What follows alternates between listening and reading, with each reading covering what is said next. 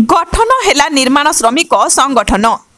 अनुगुल जिला बंतड़ा अंचल प्राय 200 रु ऊर्ध्व विभिन्न वर्गर निर्माण श्रमिकों नहीं 12 गुणिया माँ पांडुरी शुणी पीठ निकट में बुधवार एक बैठक अनुष्ठित हो जाइछि।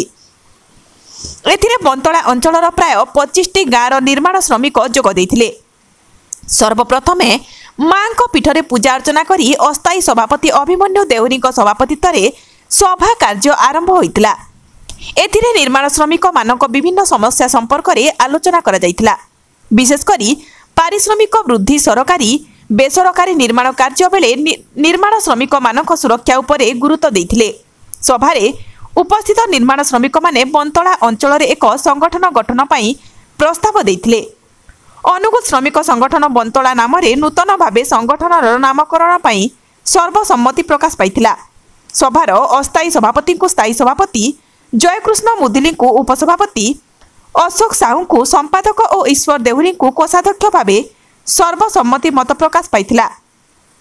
श्रमिक मानक सामूहिक उन्नति सह कौनसी सदस्यंकर सुख दुखरे संगठनर कर्मकर्ता सहयोग करने पई सभापति समस्त मतामत लोड़ीथिले। एथिपाई समस्ते सहयोगर हाथ बढ़ाइबे बोली निष्पत्ति नेबा सह शेषरे हरिबोल देई सभा कार्य समापन होइथिला। मो नाम अभिमन्यु देहुरी।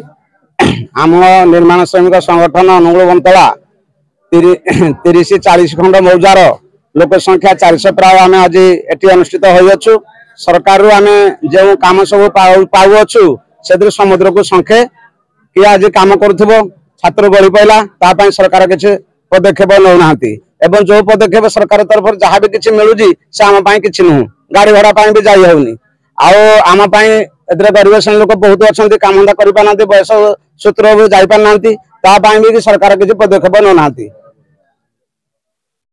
मजूरी जी भी सरकार तरफ जहाँ भी आंदोलन कराऊँगी भी पे सठिक हो पारुनी, निज खावाई भी ठीक हो पारुनी एवं सरकार को आमर एति अनुरोध रहा सरकार तरफ आउ टे आम अधिकार अधिक देले आम समस्ते उपकृत हेबु।